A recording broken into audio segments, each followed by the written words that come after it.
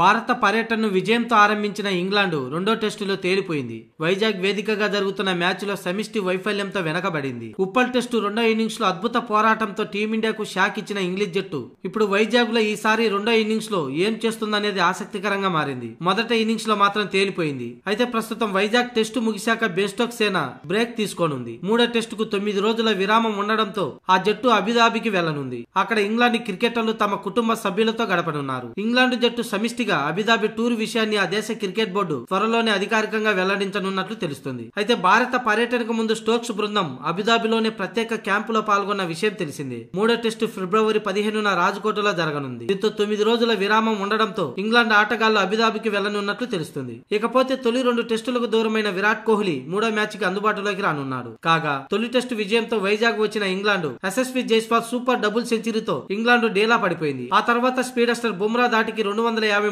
పరుగులకి కుప్పకూలింది. England innings లో opener Zak Crawley 70 పరుగులతో తానొక్కడే హాఫ్ సెంచరీ సాధించాడు. మిగతా వారంతా పెవిలియన్ బాట పట్టారు.